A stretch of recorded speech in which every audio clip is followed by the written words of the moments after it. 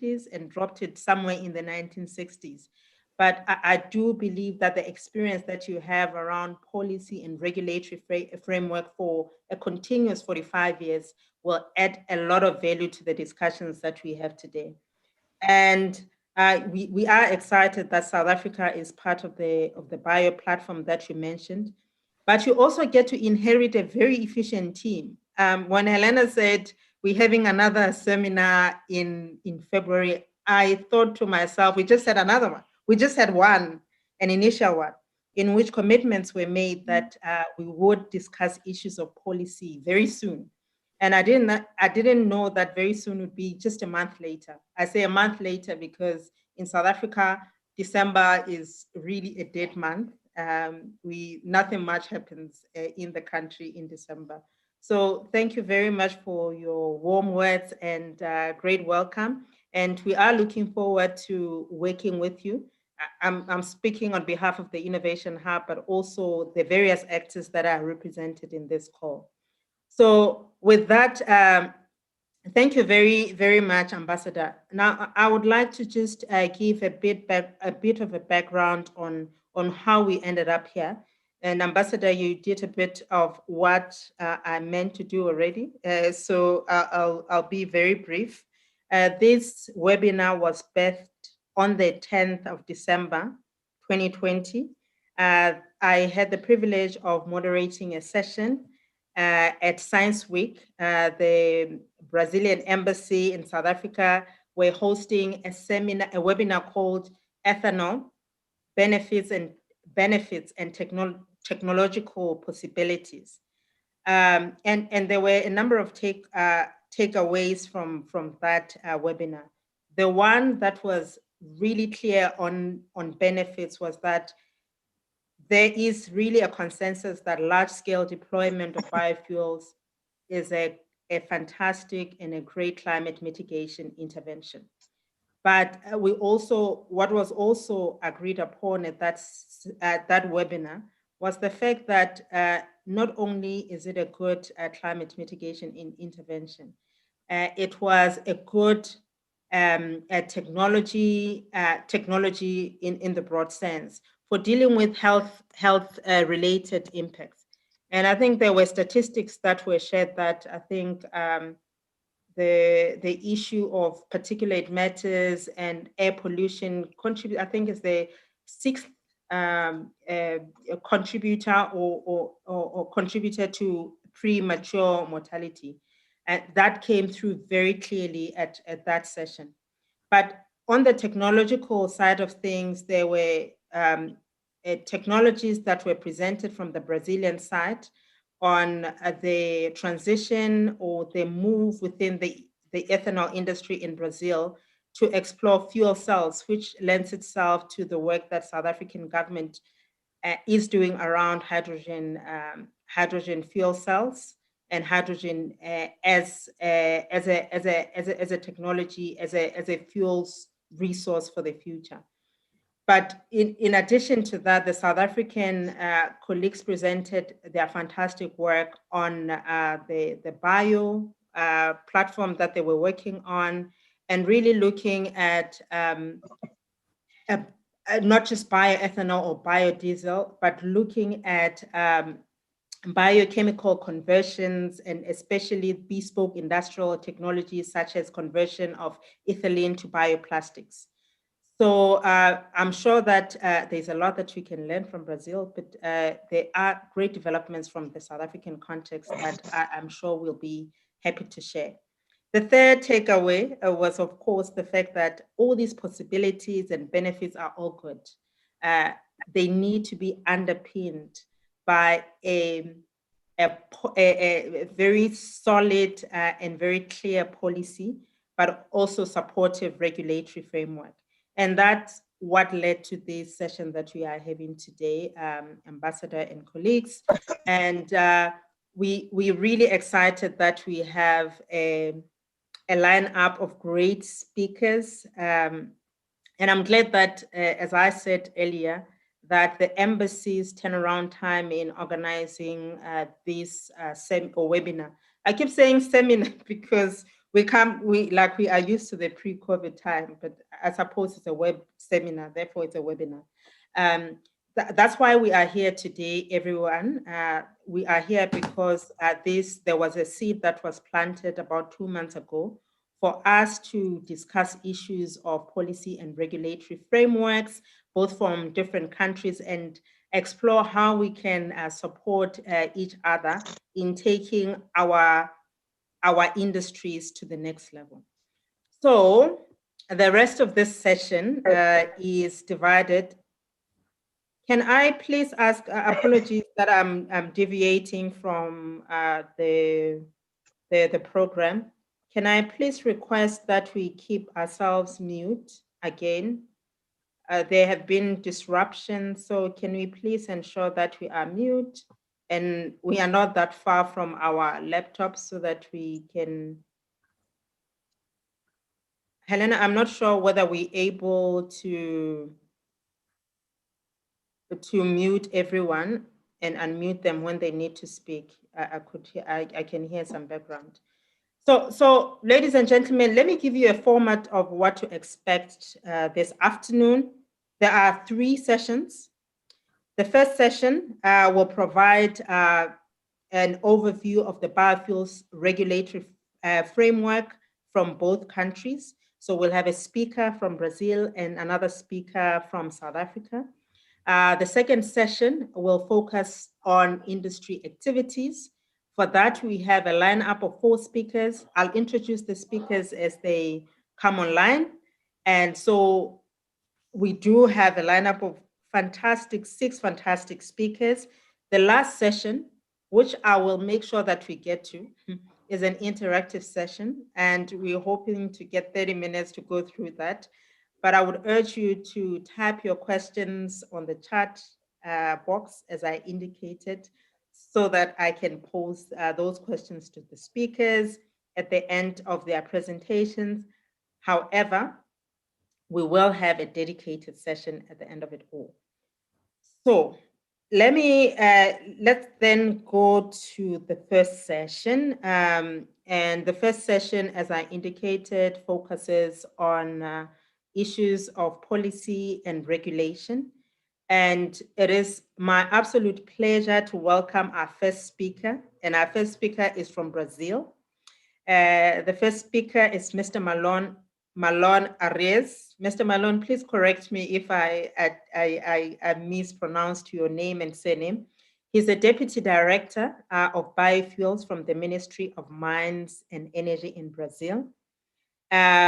He's been in this space since 2004 and has been involved in policy design on biofuels, market monitoring, energy planning, and has a lengthy of experience in both policy and implementation, comes with qualifications in public policy from reputable institutions in Brazil, holds an MBA and a whole lot of other qualifications.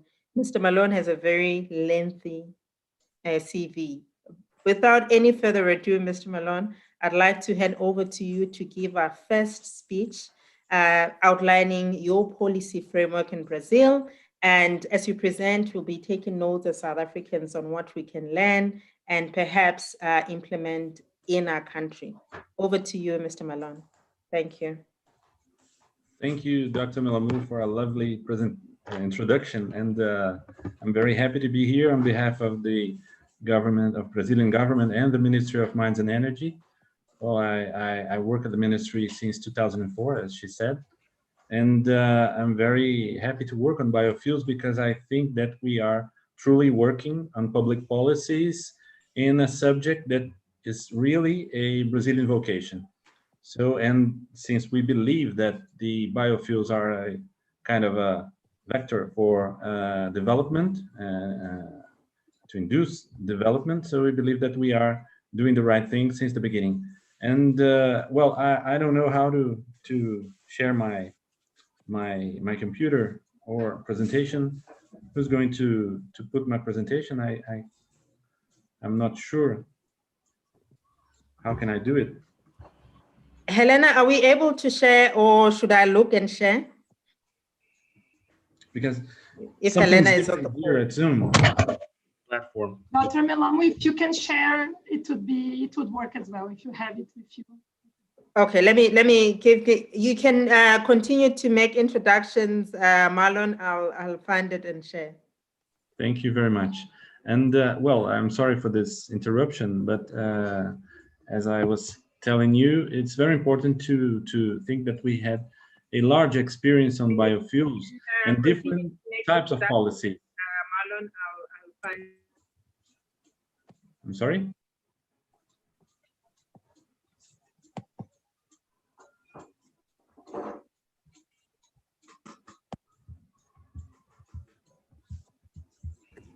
I will share in a bit, Marlon. Okay, thank you. Well, but as an introduction, we must say that we regard biofuels as really strategic for our country. And since, as I said, this is a true vocation of the Brazilian territory and the Brazilian energy fuel mix, we think that we can improve even more our numbers, our figures in this subject. We have a huge potential and also advantage competitiveness in biofuels production. Biofuels represents a true sustainable alternative for reducing fossil fuels imports and also the emissions. So we had the experience from the beginning, as the ambassadors mentioned, for substitution of fossil fuel imports.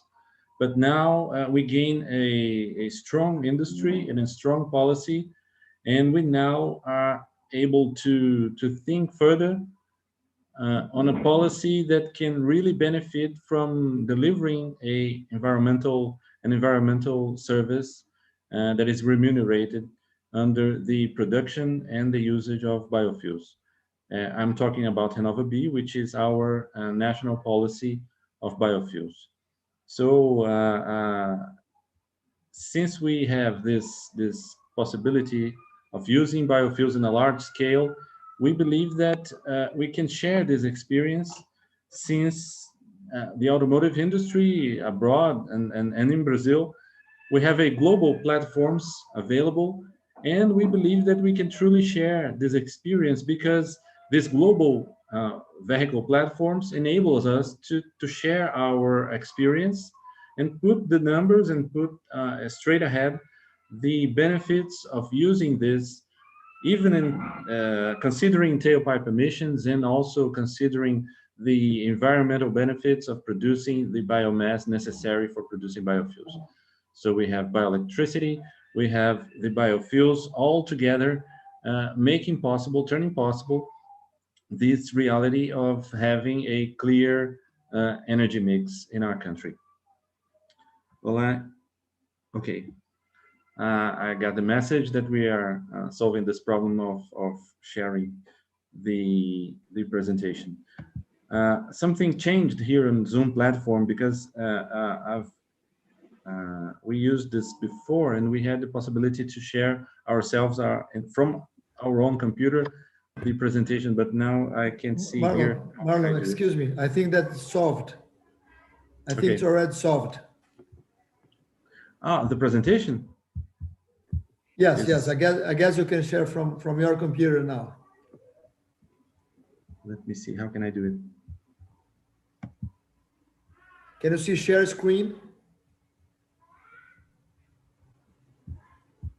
No.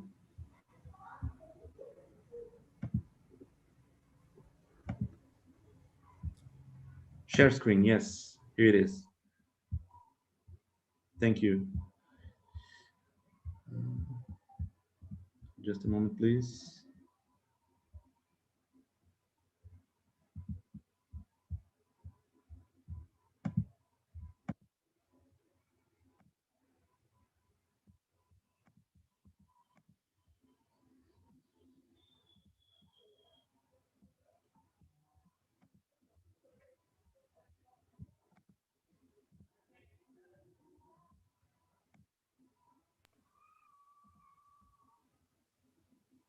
Are you managing, Here we go. Marlon? Yeah. Okay, fantastic.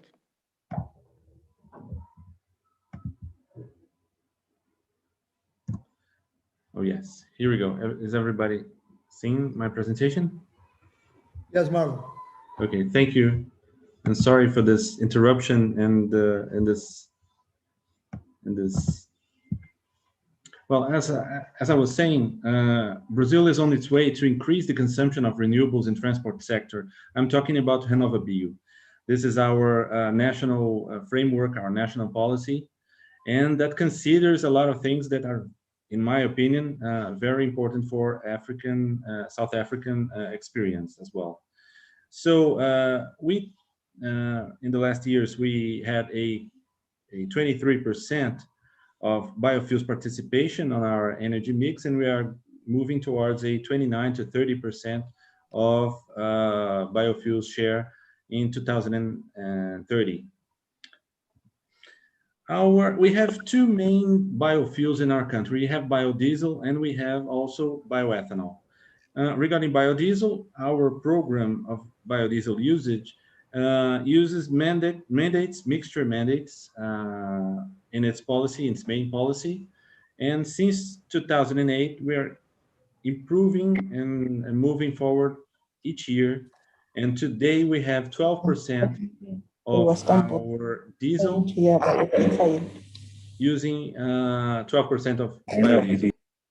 We're moving this year to 13%, and we are looking at 15 in 2023, 2023 to use B15. So we managed to conclude our tests on B15 on March 2019, and we are conducting already the B20 tests. We have no precise date to implement that, but we are adding this B15 till March 2023. On ethanol, we had a much larger experience, 45 years of experiencing mixtures of ethanol and 40 years of experiencing mixtures over 20%.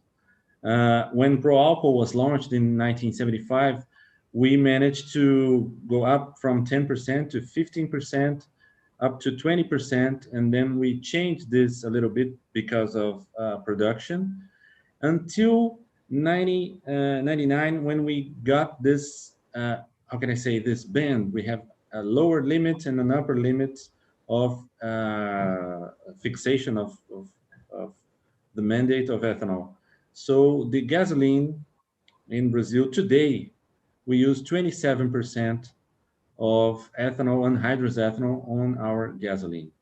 Our fleet changed a little bit and moved from 8 million cars in 1980 to 45 million to 50 million cars today that we have in our country. 75% of our fleet is flex fuel, so we can use either gasoline or pure ethanol, E100. But we use 27% in all gasoline that is sold in our market. In order to do this, in order to change from 25% to 27%, we had to change the law, because this limits of ethanol mixture and biodiesel as well are given by law. We need to have studies and to assess the behavior of our gasoline fleet in order to increase this share of 25% to 27% in our mandate. And we did it back in 2014, 2015. We managed to do this on 94% of our vehicles fleet, of gasoline fleet. And we conduct these studies in order to evaluate the performance of the vehicles, the emissions, and the behavior of the drivability of the cars and motorcycles. In motorcycles case, we managed to conduct our test on on a sample that represented 100% of our gasoline fleet. Also, we conduct some tests. Our automotive industry conducted the tests of newer vehicles, model year 2013, 14, and 15 at that time. And we even studied the behavior of this mixture of E27 on hybrids. And it was a very successful test. All these vehicles are global kind of vehicles, global platforms, global vehicle platforms that we used in Brazil as well. We imported these vehicles from other countries and we produced some of them in our own country, but all of them could use and still use and are using a E27 gasoline in our country with no issues at all. We have more than 5 years of using E27. The results in brief, with mixtures up to E27.5. The law enables us to go to E27.5. Don't ask me why the legislator put this .5 in this limit, but anyway, we use E27 because of the fiscalization at the gas stations can only and be precise in this usage. On the province's total spend since the start of the pandemic. Marlon, apologies to interrupt. Can I please ask everyone to mute themselves? Thank you. Thank you very much. Apologies, Marlon, please go ahead. No problem. Our results in brief can include the reduction of emission levels in particulate, CO2, and greenhouse gases. It improves the performance and drivability of these vehicles. The autonomy in this mile per gallon is slightly affected by E10 mixture, E27 a little bit more, but not an issue. And we had no issues in cold starting for electronic fuel injection vehicles. And a slightly increase in NOx and aldehydes, but still well below the acceptable limits of our legislation regarding the approval of these vehicles in our country. The bottom line is that mixtures up to 27.5 have been approved by the automotive and motorcycle industries, fuel producers, distributors, and the government. And we established E27 for regular gasoline in the whole country since March 2015. Well, we benefit a lot from using E27 and how this is possible. We have an ethanol blend. With this ethanol blend, we can use cheaper hydrocarbon chains that are necessary to formulate the fuel. And because of this, we produce cheaper gasoline for the consumer. So it reduces the final fuel costs, the consumer benefits, and we go on this logic because we have economic benefits plus the environmental benefits from this usage. If we consider the whole history of our ethanol usage in Brazil, when we consider the light vehicles demand, we can see this green area populated with ethanol usage, ethanol volumes that we used since 1975, the beginning of the Pro-Alco program. And this blue curve indicates the gasoline consumption. Because we used ethanol, we could save an equivalent amount of 2.15 billions of barrels of oil equivalent. It's almost 2 years of our oil production nowadays. And also, the environmental benefit of this, 1.34 billion tons of CO2 avoided. This is a very good example of how we can use ethanol, how can we use biofuels with economic and environmental benefits for the country. So what's next? Today we are seeing the changes that goes from fuel. We have to change the fuel in order to provide a more sustainable future for our next generations. And this means that we're going to use less fossil and more biofuels. And also we need to change the platform because flex hybrid vehicles and more efficient platforms are key for this prospect, and we can benefit a lot by using this. You may ask about the electric vehicles. We strongly believe that we can use biofuels in order to produce this electricity on cars, on a specific cars that can use. We are conducting research on this to use solid oxide fuel cells in order to produce the electricity and reduce the need of batteries and the environmental problems that the batteries can bring to the electric platforms that we can use today in Europe or and even in North America. So what to do?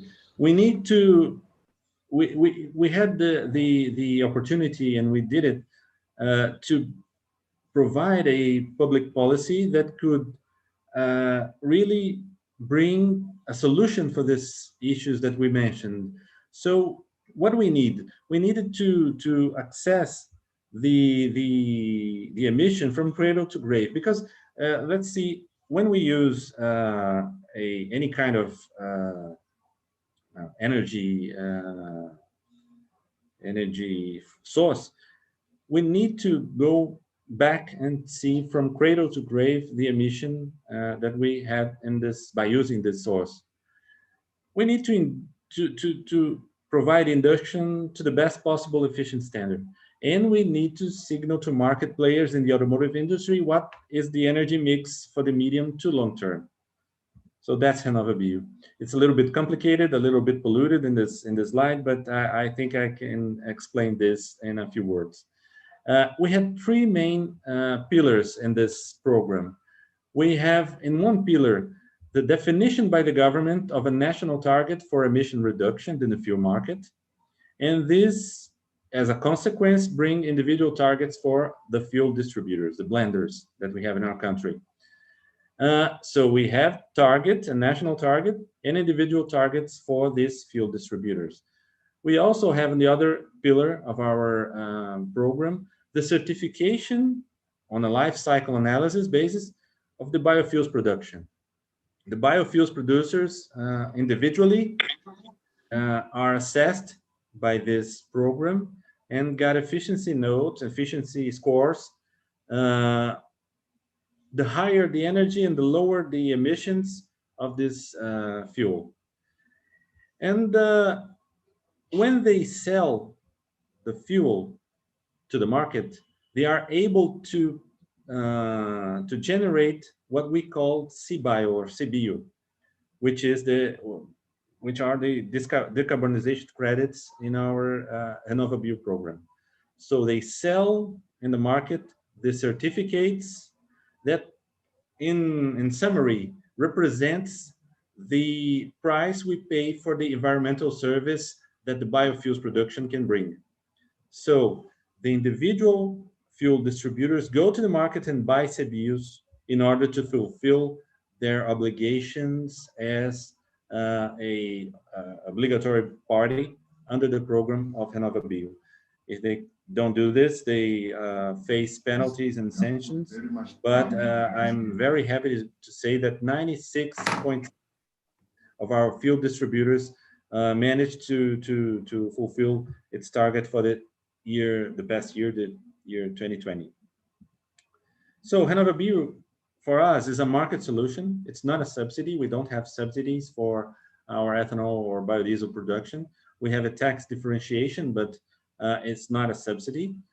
Also, RenovaBio is not an increase in taxes. It's not a carbon tax.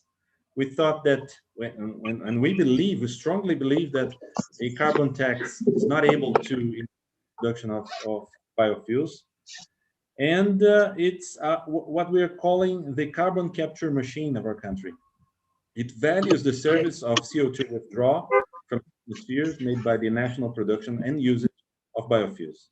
It generates more competition because the producers will compete with more efficiency and by efficiency in order to generate more CBIOs for the market, which results in lower prices for consumers. How this is happening?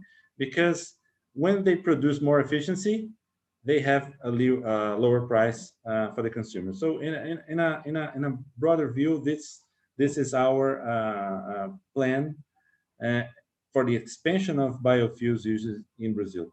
So this is the projection of our ethanol supply, total ethanol supply. We're moving from something from 35 million cubic meters of ethanol to 47 and by the end of this decade.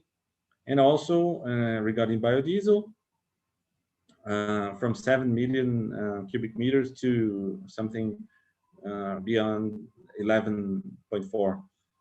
So this is, we believe, positive signs from RenovaBio, since we can bring a more sophisticated view for the consumers and for the distributors, the fuel distributors, the refinery.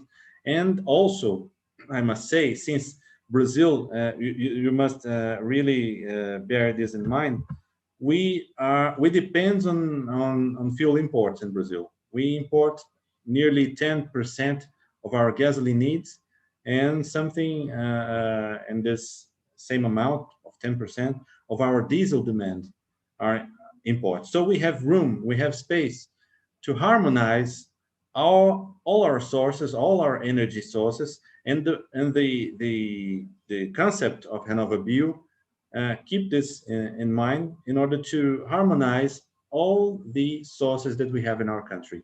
So even if we are considering that the biofuels is going to increase its share, the fossil fuel also will increase. Almost 2/3 of our demand, of our growth demand in this decade, will come from biofuels.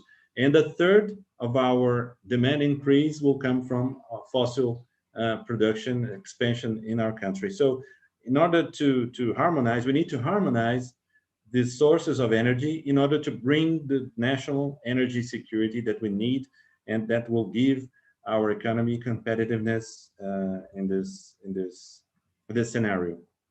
So consumer benefits from biofuels with lower prices and better environment. Oil industry also benefits from biofuels because it makes the fuel mix more sustainable. The environmental service provided by biofuels is gaining momentum. We see this, the carbon credits are gaining really a strong movements in all over the world. And mechanisms such as RenovaBio are among the best solutions the world can share for the transition to a low carbon and global bioeconomy. That's it. That's our words and our view of our national biofuels policy.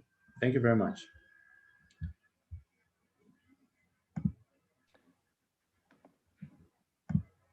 Thank you very much, Mr. Malone Aries. And I'd like to apologize on behalf of all of us who are organizing for those disruptions. And I'd like to urge everyone to keep yourselves muted. And I think I'm sounding like a broken record for the ones that are complying. But please, let's keep ourselves muted so that we can enjoy the presentations. Mr. Aris, thank you very much for that informative and excellent presentation. I've definitely learned a lot. I think your market solution is absolutely sophisticated, yet efficient and effective. And I suppose that's what you get for having been consistent in implementing a regulatory framework for 45 years, right? So, and what really piqued my interest is your attention to the life cycle, the entire product, because the tendency is just to focus on the production as opposed to, or maybe a cradle to gate and not to grave.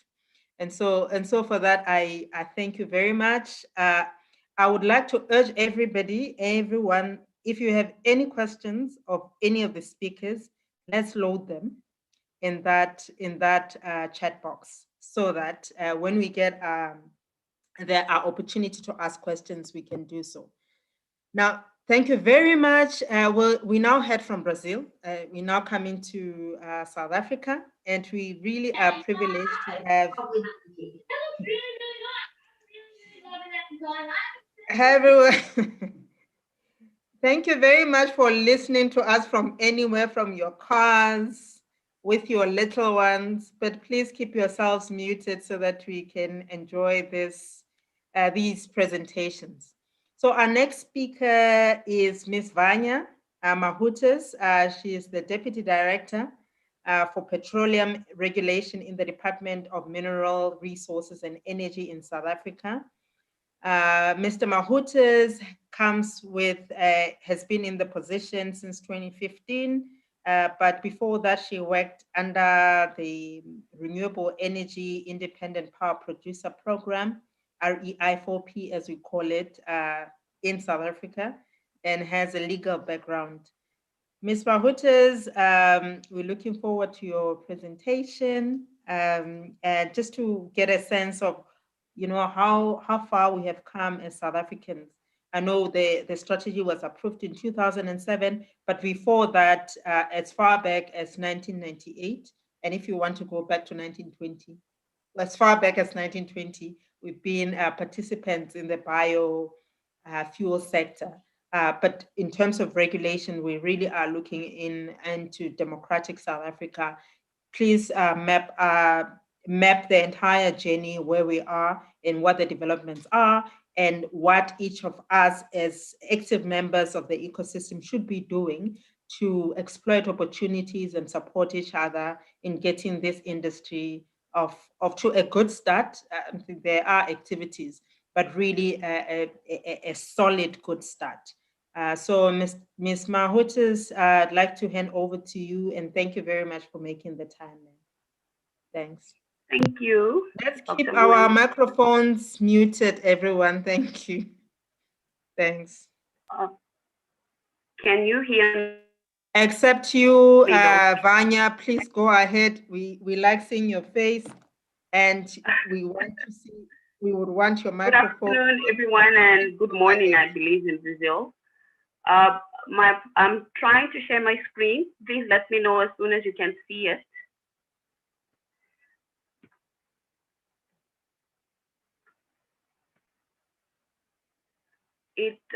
It's requesting some sort of permission. I'm not sure who's supposed to give it to me. I think Helena will do so. So Helena will I think, just get everybody permitted so that we can, when they present, they can just share. But Vanya, please go ahead, ma'am, and give introductions whilst we're waiting to get permissions for you to share. Thanks. Okay, so as an introduction, so thank you very much for the invitation, for allowing me to present our biofuels regulatory framework. I was also surprised, I think because of the lockdown, we forgot that the anniversary of the framework was coming up, and Brazil reminded us very recently. But thank you. As last year, the minister made this a priority project. So due to recent developments and the focus on job creation, and the Department of Agriculture has requested that we prioritize this project. So it's come up on top of the list as a priority from our department and from our government, and also based on in trying to implement the biofuels regulatory framework.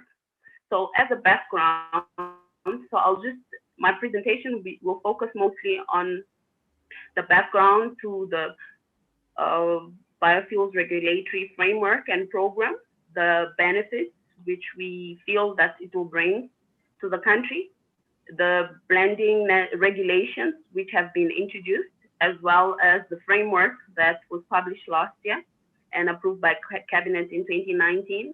And then we'll focus on how the framework sees this program being implemented and the relevant legislation. So the reason why we wouldn't have a lot of detail as my counter colleague from Brazil has is because we're still at an infant stage, and we're hoping to kickstart that this framework will help us kickstart the program and to increase our contribution to the fuel pool with biofuels. Now, the benefits have been highlighted. I think I'll come back to them at the end. I'll just give you a background. Hello, Vanya. Apologies for interrupting you. I think Mr. Flavio is indicating that you can now try to share. Please try. Yes, I was told from my colleague here that everybody is eligible to share the presentations. Okay. Thank you Okay, very much. That's truly appreciated. Vanya, please go I ahead think and I'm share. sharing the wrong document. Let me just stop sharing and find the right document.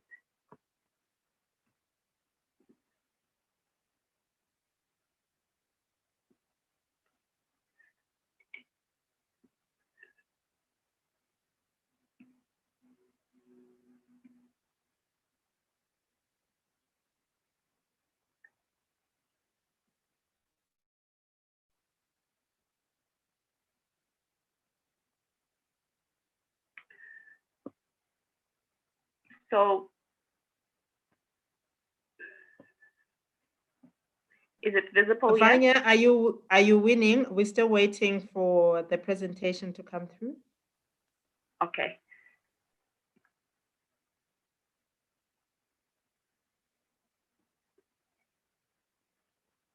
We have won. Thank you. Victory. Thank you. We victory. Fantastic. Thank you.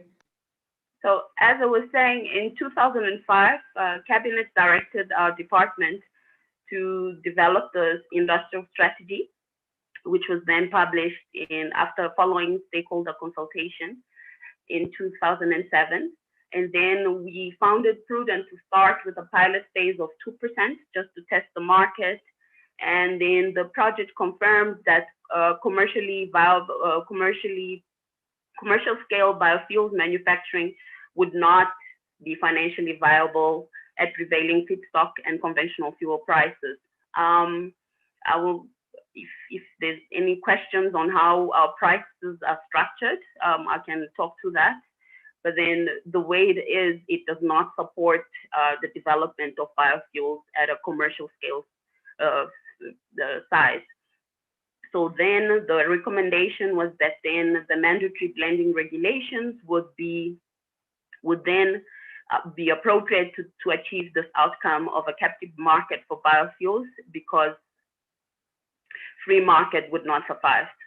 So then these regulations were published in 2012 to come into effect on the 1st of October 2015. The regulations mandate that the blending of minimum of 2% bioethanol into petrol and a minimum of 5% biodiesel into diesel. And this is understanding that all outstanding issues, including installation of infrastructure to enable blending, would have been completed by the implementation date, this implementation date of 2015. The regulations make it mandatory for fuel manufacturers to blend their products with locally produced biofuels and allow the minister to determine the selling price of biofuels. At this stage, we're just looking at the conventional mode of financing at zero cost, which I'll talk to just now, the cost recovery mechanism. And then, however, following the pilot phase, we still don't see a lot of interest, because the financing or the subsidies or support framework for both farmers and manufacturers was not in place. So until Cabinet took quite some time to approve the framework, for this reason, because they wanted to make sure that this was structured properly and it was in a sustainable manner that would benefit the country, as the industry, as well as new and upcoming farmers, and transform the industry. So then in December 2019, Cabinet finally approved the Biofuels Regulatory Framework, which was then published in February 2020, so exactly a year from today. And this framework comprises of the following 5 elements. So we have a feedstock protocol, which is led by the Department of Agriculture, Rural Development and Land Reform. And then this ensures that the program does not negatively impact on food security, which is a big issue for South Africa, and the environment, which is also a big issue. As you may be aware, we are a water scarce country, and biodiversity is a priority for us because we're a desert country, and promote a new and emerging market for Black farmers. So this also goes with our government's objectives in trying to transform the industry. And then the second element is the mandatory blending regulations, which are in place. But then it was noted that due to technological developments, these regulations do not cater for second and third generation in their definition, and also does not really define the transfer price at BFP, which is the basic fuel price that we use currently. So we've been tasked with amending it. And then the third element is obviously the cost recovery mechanism, since this is a big one, because we know that at conventional prices or at market competition, the biofuels market cannot grow in South Africa. So the blenders will then purchase. Excuse me? It's just that I'm not sure of the Hi, everyone. Can we please mute ourselves? Thank you.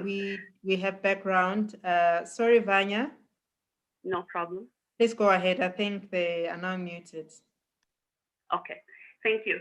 So the cost recovery mechanism will allow the blenders to purchase from local manufacturers at BFP, inclusive of a zone differential. As you may know, we have the conventional fuel prices are priced differently depending on where you are located because of transport costs, and as well as other elements that are structured in the BFP.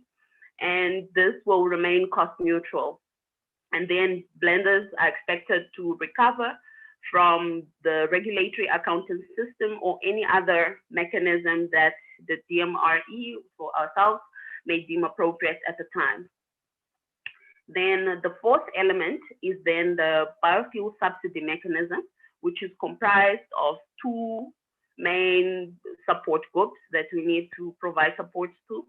So these are the farmer support and the manufacturer support. So the farmer support is led by agriculture, and this is only for first generation new Black farmers and coordinated at national level. And then the second leg of the support would be provided to manufacturers, and this would then be a competitive bidding process to be established by the DTI, the Trade and Industry and Competition Department, as well in working with National Treasury. And then we would have the selection criteria for projects to be subsidized, and these would be based on value for money, on a number, so subsidy amount versus the number of quality jobs, plus other socioeconomic benefits. Now the BRF, as I think throughout the presentation, you might have noticed that even though we are the lead department, the implementation of the regulatory framework envisions that quite a number of departments that are part of the known as Biofuels Task Team. And these are ourselves, the DMRE, which will then be, we as the lead department, we are responsible for the implementation and monitoring and evaluation of the program. Then we would be managing the license application, the application for manufacturing licenses, and also to gazette the amendments of the regulations, as well as the determination of costs for blending and the cost recovery mechanism. So agriculture would then work with us in reviewing and approving the feedstock protocol for all projects prior to being considered for participation in the biofuels program. And then would have forestries and environments managing the application process for all the requisite environmental permits. And then we have water affairs for the water permits, and water license applications and for manufacturing plants. And then we would have a DTI, or Trade and Industry, and National Treasury, as I mentioned. They would work on the support mechanism for manufacturers. And then currently, our existing market participants or depots are licensed under the Petroleum Pipelines Act, and they have storage facility licenses. So these licenses would have to be revoked by our regulator, National Energy Regulator of South Africa, so that then they would apply for manufacturing licenses with us, the department, to be able to become manufacturing or blenders. Okay, so the last slide just talks to the relevant legislation. I've mentioned most of them.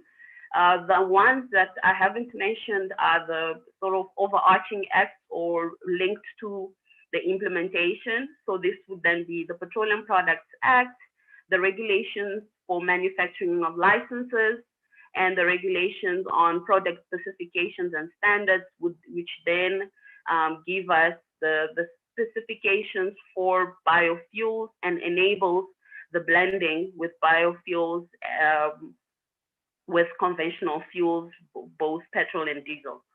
So this basically is the end of my presentation. So as a way forward from our side, we're currently working on amending the regulations, and we obviously chair the BTT, and we're hoping to be able to achieve and finalize this by this year, the amendment of the regulations. Thank you. Well, thank you very much, Vanya. I am taking furious notes for Gauteng. I have vested interests for Gauteng. That's why I'm taking furious notes. But thank you for picking the fact that today is an anniversary, and thank you to the ambassador and the Embassy of Brazil for picking that up.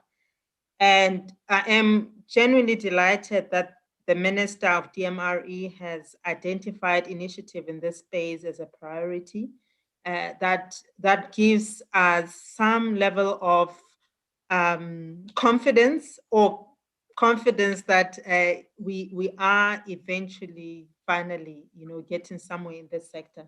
So thank you very much. And we would want to position Gauteng. I work for a Gauteng entity, and therefore, I represent the interests. Although I'm here in the capacity of the entire South Africa, I would want to advance the one who puts the food on my table agenda. So, so thank you very much for that. I've learned so much from your presentation, and we are going to engage you directly as the Innovation Hub and as Gauteng government and colleagues from the DTIC on some of the issues that you presented.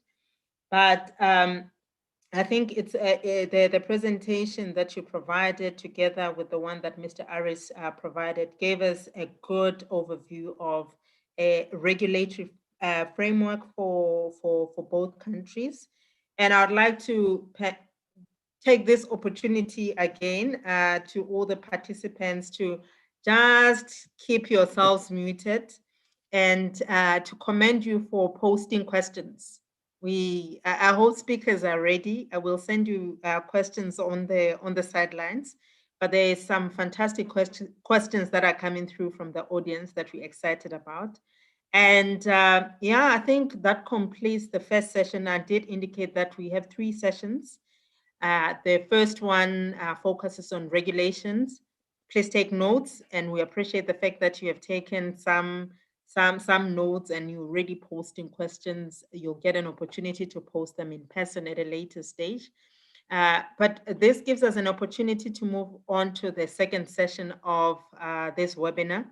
And the second session focuses on activities that industries both in Brazil and in South Africa are doing. And we do hope that as we present both from the South African and the Brazilian side, we can begin to pin or identify potential areas of collaboration. And even with the previous presenters, we will make the details. They are public servants, so we will make the details available. And please feel free to contact us so that we can get this conversation going in the interest of making sure that the industry develops in both countries, but more so in South Africa because it's at an early stage, and that we facilitate investment. And in South Africa we have those three wicked challenges of unemployment, poverty, and inequality that we hope that all the interventions that we make ultimately speak to. So I will not take questions at this stage, although there are plenty of questions. We are going to move to the second session of the webinar. And to kickstart the second one from industry, I'd like to call upon Dr. Eduardo de Souza. He's an executive director of UNICA, the Brazilian sugarcane industry. And he was previously the senior economist and cluster leader for agriculture and environment at the World Bank in Washington, D.C. And guess what? He came close to us, right? He was working right in the backyard in Brazil, not in Brazil, in Mozambique, Maputo. And he's worked for the Brazilian government. So he has had the African experience. He's been at the very top of planning in Washington, D.C., and he's had a lengthy experience in Brazil. He's an agronomist. He holds a PhD in applied economics from Sao Paulo University. And his presentation is going to focus on ethanol and how it addresses the challenges in the 21st century. Dr. D'Souza, please take over the floor. And it really is an honor to have you here. And we're looking forward to hearing from you. Unfortunately, technology forced us to limit time. So I will give you 10 to 12 minutes. When you start seeing my face, just know that you have 1 minute. So I'll start popping the camera. Just know that you have 2 minutes. And then when I switch it on again, just know you have 1 minute to go. Over to you, sir. Thank you, Doc.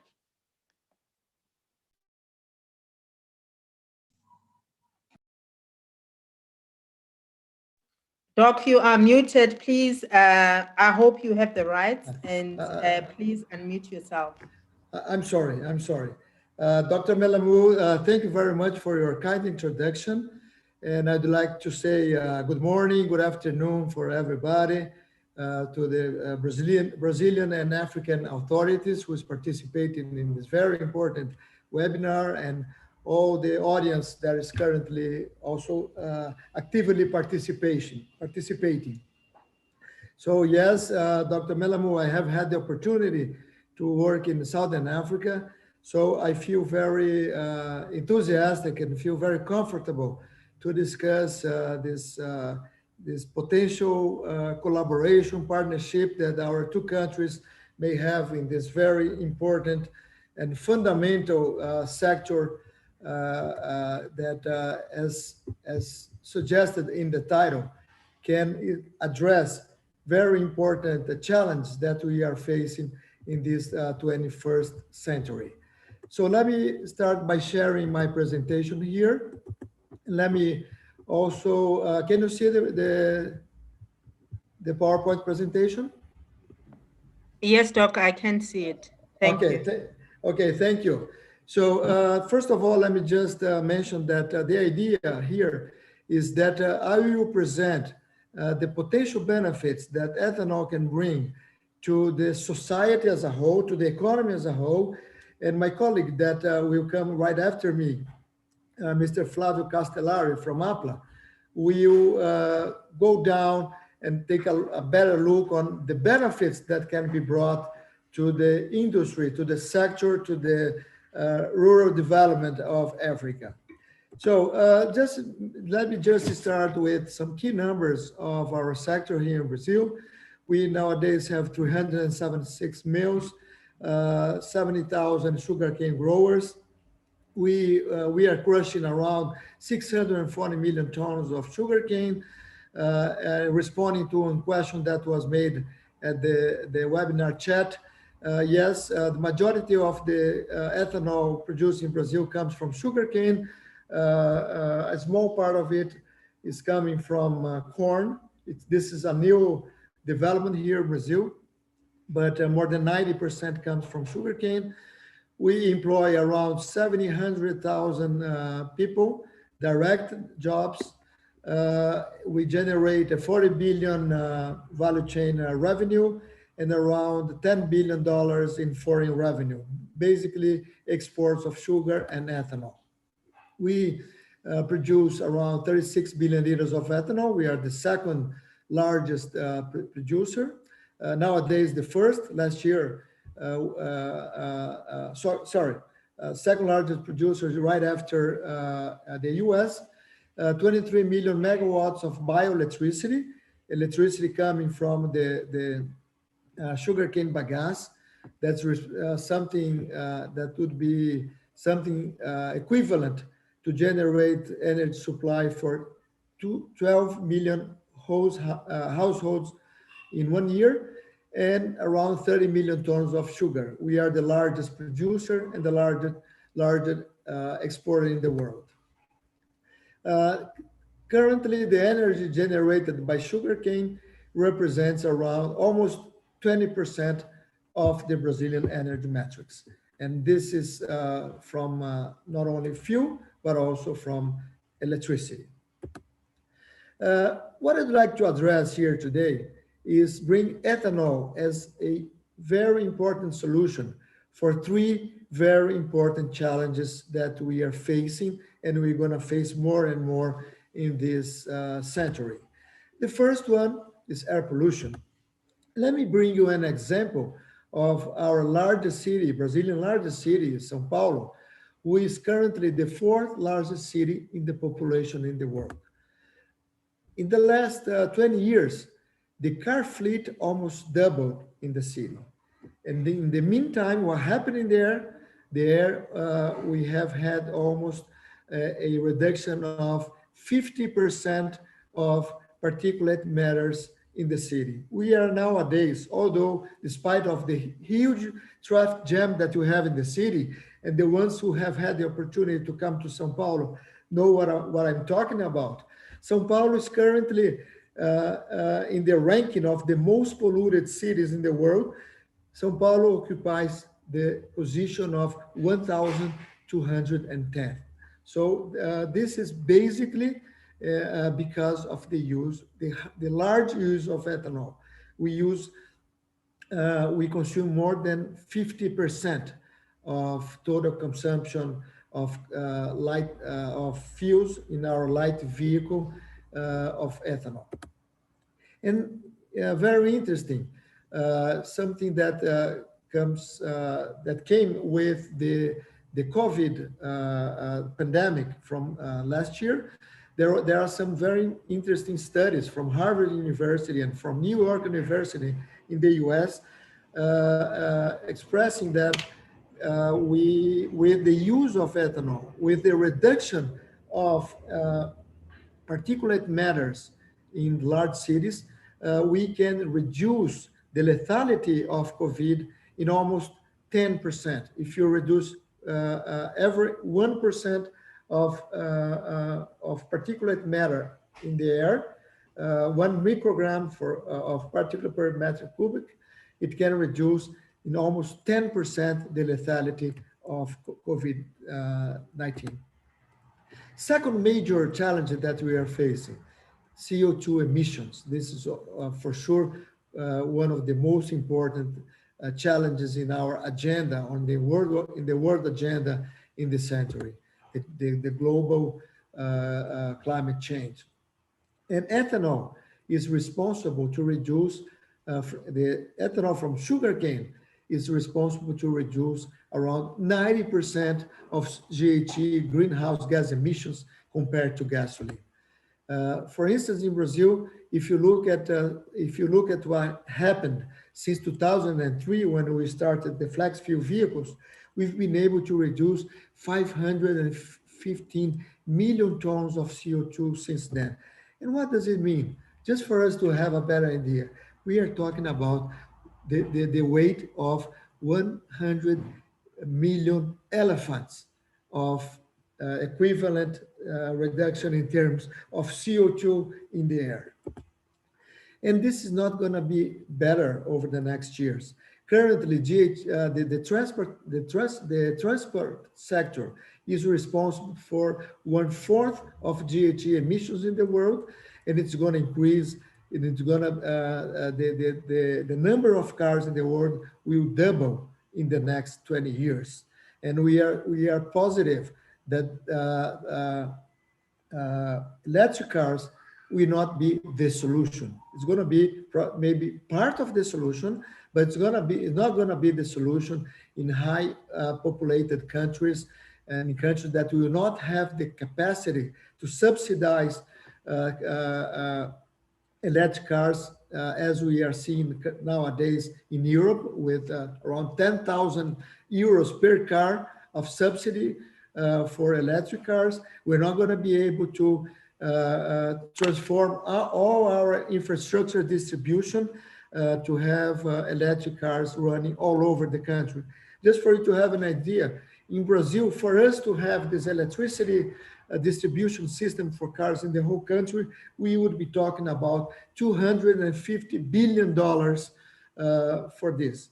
So this is a lot of money that we are not going to have over the next decades to do this transformation. So ethanol will be the best solution to address climate change and to address air pollution. And last but not least, third challenge that we are facing is the economic one, the high dependence on imported oil.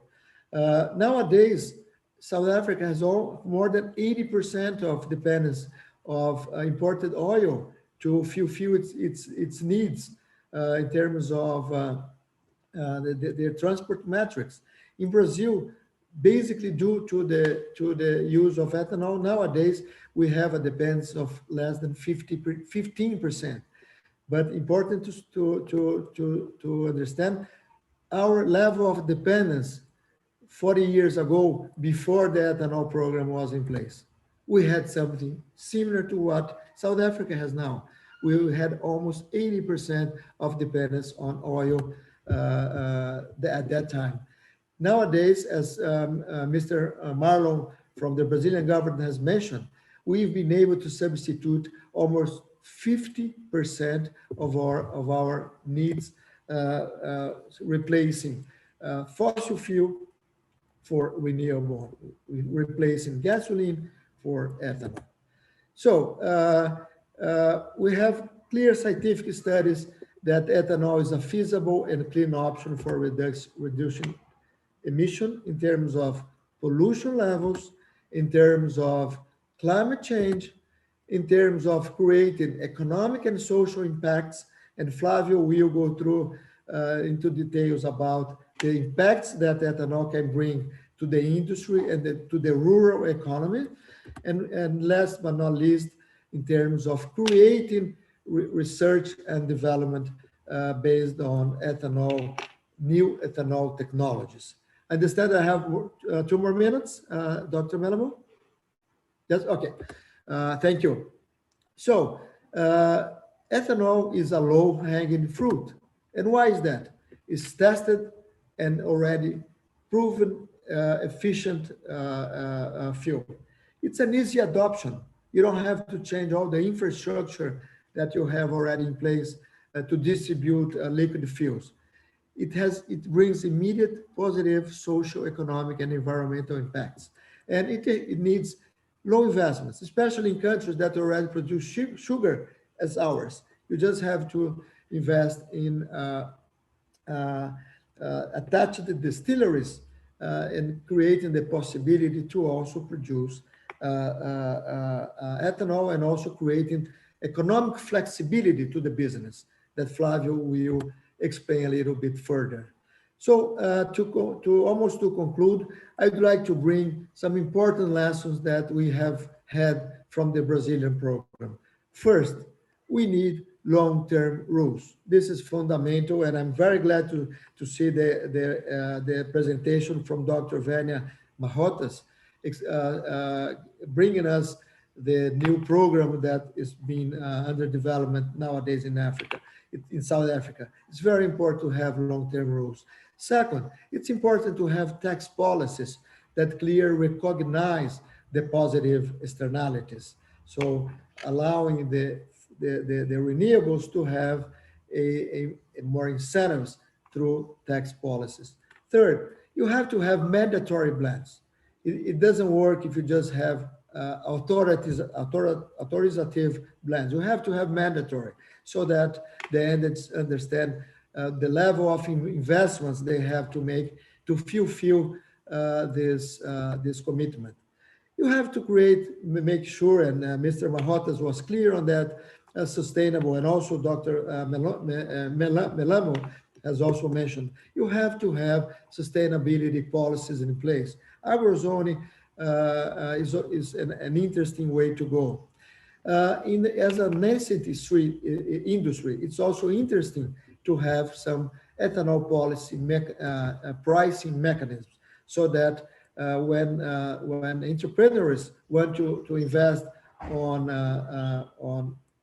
the industry facility for ethanol, they will know that they will have attractive prices for their product. And finally, very important to have a model to make it a clear way to indicate how the farmers will be paid. We have in Brazil a very interesting model that we can go through it on a specific discussion on a model that basically provide a risk sharing between the industry and the farmers, so that we reduce the information asymmetry that there is between these two sectors, and also we can share the risks, the price risks between industry and farmers. So how have we done that? We have to make sure that we have the right policies to ensure biofuel supply, to ensure research and development for the fuel and for auto manufacturers. We have to put in place a distribution and retail system, and we have to have a good consumer communication. Just to conclude, Mr. Melamo, and this is my final slide, I would like to bring some ideas for our discussion after the presentations today or anytime you might be interested in, for some suggestions for potential cooperation between our two countries. We can cooperate on the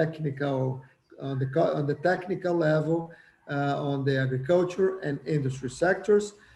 We can exchange knowledge on public policies and sustainable practices, and then we can draw from lessons learned that we have so far in terms of increasing trade of ethanol and sugar and investments in our two countries, and final, some technical missions. And this picture is just an example. In the beginning of last year, we have had a very interesting, what we call a roadshow for seminars called Ethanol Talks, in which we visited India, we visited Pakistan, and we visited Thailand. The idea was to go to China, but China was in the suffering from COVID, the pandemic at the time. This was February, March last year.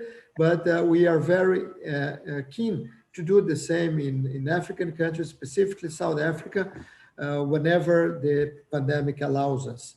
So this is what I had to bring. Again, thank you very much for the opportunity. Thank you very much for the invitation. I'd like to congratulate South African government. I would like to congratulate the Brazilian embassy, specifically Helena, and the ambassador, Dr. Sergio Deniz, for the organization and the support of this event. So thank you very much. Wow, thank you very much, Dr. D'Souza, for that such informative and very inspiring presentation. I wanted to stop you earlier, but I was so inspired that I thought, let me give him additional 2 minutes. Thank you. And the reason why I did that is because the ambassador indicated that you're going to have a follow-up meeting. So even if we don't finish our conversation here, I hope that we have taken note that we should come back for the third edition of this conversation. But I think the work that you have done with the association is brilliant. And in your closing remarks, you gave ways in which we can collaborate as a South African industry. And I'm hoping that our South African Sugar Association has taken note. Sam, I hope you have been taking notes. Yes, you will get an opportunity to present later, but I hope you have taken notes of that. I'm mindful of time. I have so much to say about this presentation because I'm thoroughly inspired by it. But I'd like to just complete an input from Brazil. And I'd like to call upon this virtual platform, Mr. Flavio. And Ambassador, apologies for getting your title wrong, Dr. Denise. Thank you very much, Dr. D'Souza, for correcting me with that. Mr. Flavio Castellari is the Executive Director of the Brazilian Ethanol Cluster. So we moved from the sugar industry and we are moving to the ethanol cluster and ethanol industry. And we are keen to hear what Mr. Flavio has to share with the audience on some of their activities in the space. So he is concluding inputs from Brazil. And the next two presentations will focus on industry in South Africa. Mr. Flavio, it's really an honor to have you here, sir. And I would like to welcome you and looking forward to your presentation. Please, you are welcome to take over.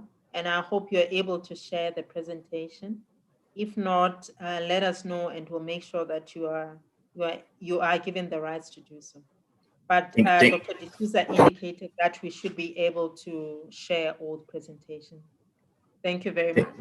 Thank you very much, Dr. And if you see my face again, just know that it's 2 minutes, right? No problem. I will be short. I will try to address my presentation. Okay, thank you very much for the words.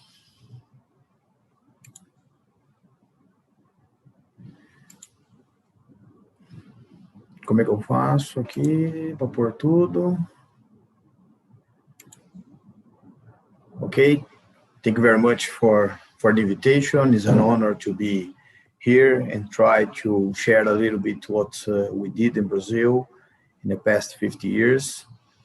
As my two colleagues that spoke before me, I will try to add some information and try to explain, in our opinion, what the three pillars of our success. The secret for us is diversification, flexibility, and policies. I think that three pillars together that drive Brazil from 1975 to now and brought to us the success of this really incredible program of using bioenergy. Well, I will start talking about diversification in the beginning to try to explain what we did in the past 50 years. So, as everybody knows, South Africa have a really strong sugarcane industry.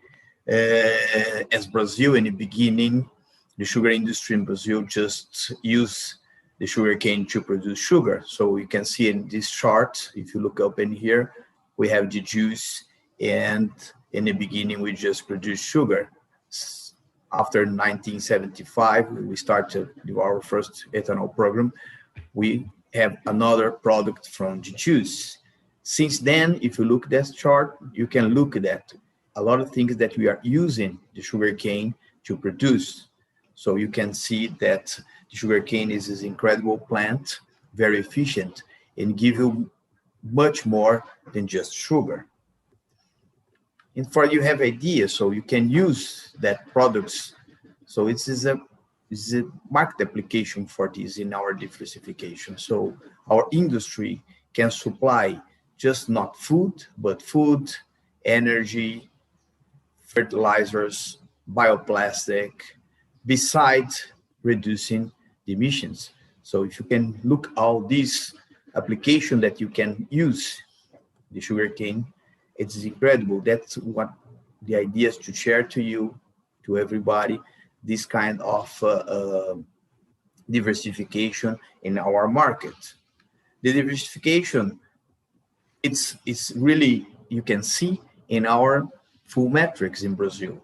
It's very diversified. If you look at, we have petroleum, like everybody, sugarcane, like my friend before me, Mr. Eduardo says, represent 18%. We have hydros, we have natural gas, we have wood and coal, as many countries in Africa.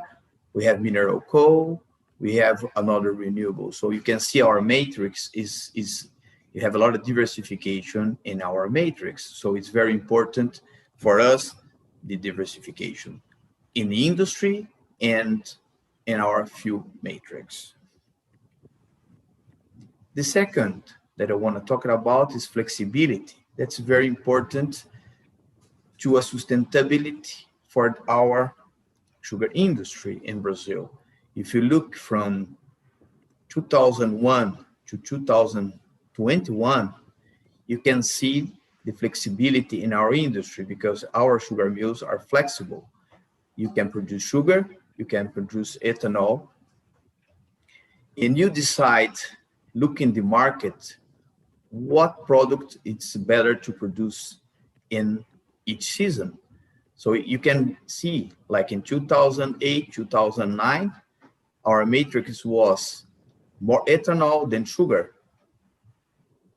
Nearly 60% of our sugarcane went to produce ethanol and just 40% to produce sugar. So the price in the market shifted and we produce more or less 50% of each one in 2012. Then the price of ethanol was better than sugar, so we produced more ethanol and we came up to 59.1. And this, you can see how change our production inside our sugar mill. So this flexibility in the industry is very important to economic sustainability. So the biggest peak that we have was in the last season when we produced nearly 65% of our sugarcane went to produce ethanol. Just 35% went to produce sugar, and then we came back again to 50-50 more or less. So this flexibility in our industry is very important. This should be a very important key to look over. Second, flexibility in use of the fuels. As my friend Marlon said in the beginning, we have the flex fuel fleet in here in Brazil. And if you look in 2003, 90% of our cars are produced to use just gasoline. And as Mr. Marlon said, our gasoline is not just gasoline, it's gasoline blend with ethanol. Then we have the technology flex fuel cars launched in 2002. So if you look at today, 80% of our fleet in here in Brazil is flex. You can use blend of gasoline and ethanol. You can use ethanol straight on. Like everybody said before, 46% of the gasoline consumption in Brazil was replaced by using ethanol or blending in a gasoline or using pure in our tanks. And since the beginning of our program, you can look at the numbers in here, we just reduce our dependence in petroleum. And we have economy from $540 billion in these years. So it's very important for us, this flexibility as the flexibility in the industry. As you see, many companies from all over the world produce this kind of flex fuel cars for Brazilian market. part of these cars are producing in Brazil locally, but part of these cars are producing outside of Brazil, like Mexico, Argentina, and other countries, and delivering, shipping to Brazil. Even the cars that we drive that's not flex in Brazil use 25% of ethanol in their tanks. And these cars are producing outside of Brazil, in Europe, in Asia, or in other countries, in the United States, for example, you can see different brands. So this flexibility is very important to a sustainable program. This is just a time frame. You see, it's not long time, it's just 50 years ago, more or less, a little bit more. But in the beginning, we start our program in 1975, then we have the first 100% ethanol car in 1979. Then our mills start to export bioelectricity to the grid. Before that, we could not, so the policy is very important. In 2000, we started using bioplastic from sugarcane. In 2010, 10 years after that, we reached industrial scale. And we have the hybrid flex car in 2009, as Mr. Malo said before. Public policy for us, it's very, very important as well. And I will show you some numbers to prove that. Like we have these new policies that Mr. Malo just explained before me. And this is just a number from the first year of operation. So imagine how much we could like add to our industry with this incredible policy that we create in Brazil. Look at the numbers, it's 120 millions of financing amount around, and we negotiate in contracts 750,000 of these CBIOs that was launched. And the price is rising every day. Today's more or less, last time that I saw is $8.08 for CBIO. It's very important, this number, because these add to our industry value. Second one is the bioelectricity. I know in Africa, in South Africa, electricity is very important, and everybody is looking for a search of this electricity, and it's clean, it's better. In Brazil, we reach 5% around our electricity come from bagasse, from sugarcane in 2009. And with our technology, 1 ton of bagasse, we can produce 300 kilowatts, more or less. And if we use the straws and leaves, because we have green harvesting here in Brazil, we not burn the cane anymore, we can add more electricity. Just for have some numbers, last year, 2009, we just made for the sugar industry $2.37 billion in revenue.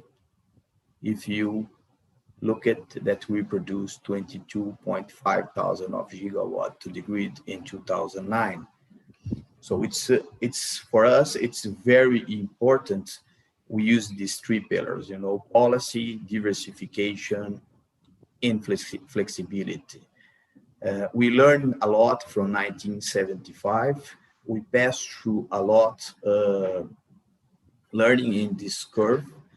We reach the maturity right now. So the idea is to, with UNICA and Brazilian government, to share this kind of technology to help other countries to do.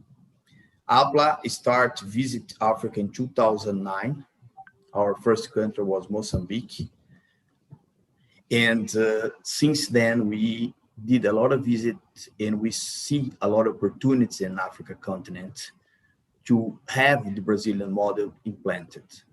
So we hope that together, Brazil and South Africa and other countries in Africa continent could implement these kind of projects and programs fast as we can, and we are in here to help out. I want to thank the embassy for the opportunity to participate in this event and to be proactive in this area in South Africa. This is the second event that the Brazilian organized in 1 month, more or less 2 months.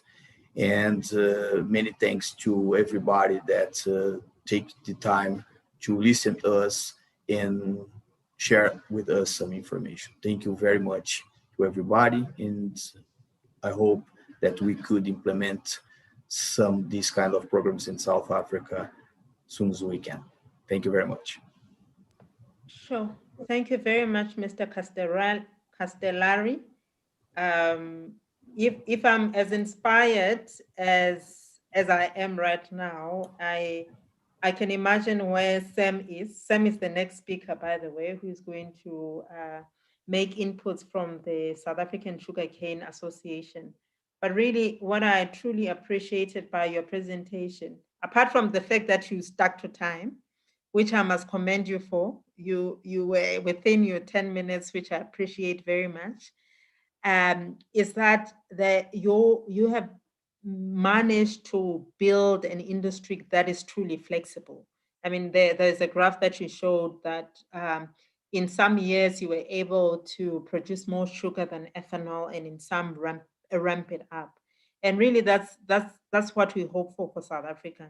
But these conversations are not for just the South African community. I would imagine, I am sure that there are participants from other parts of the continent. And really, that's where we hope to take this conversation. Yes, there is potential in South Africa and we want to exploit it. But I think for us to have a broader impact, we need to embrace everything that happens in the rest of the continent. So I think for that, I appreciate this presentation very much. And I'm sure the next speaker will reflect on what you have presented.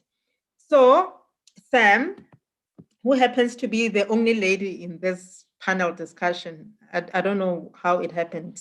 Whenever I'm moderating, I try to make sure that ladies are represented.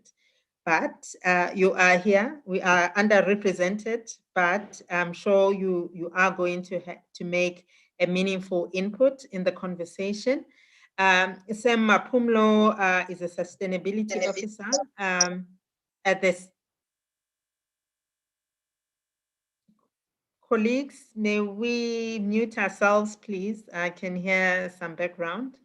I'm introducing the next speaker who will speak for the next 7 to 10 minutes. And I'd like to use this opportunity to ask you to bear with us. We will run, anticipating that we'll run a bit over time by 10 to 15 minutes. And please stay on if you're able to, so that you can engage with the speakers. But the next speaker is Sam Mapumlo. She's a sustainability officer at the South African Association, South African Sugar Association. Her work includes liaising with external stakeholders and exploring opportunities for the industry. And I hope through this conversation, you've begun to do that, Sam. Her presentation will share with us how biofuels will inspire a brighter future for the South African sugar industry. Sam, I'd like to hand over to you. And again, if you see my face, just know that you have 2 minutes to go. And if you see it again, 1 minute to go. Let's try to give as comprehensive a presentation as you can, but still trying to stick to time. Thank you very much. The floor is yours, Sam. It's really a pleasure to have you here. Thank you. Thank you so much, Dr. Malamu. Let me just try and put my presentation up before I start. And I didn't know I was the only lady here today presenting, so I'm truly representing. Okay, please let me know if you can see my presentation. I can, Sam. You are the second lady, but you are the only lady for this session. Oh, yes. Yes. Thank you so much. Good afternoon, everyone. Thank you for inviting me to today's discussion. My name is Sam Mapumulo, the Sustainability Officer at the South African Sugar Association. I was invited today to talk about the industry's journey with regards to biofuels, particularly biofuels policy, and how regulations could be improved to make biofuels more attractive for the industry. So as a start, I'll just give a brief industry overview.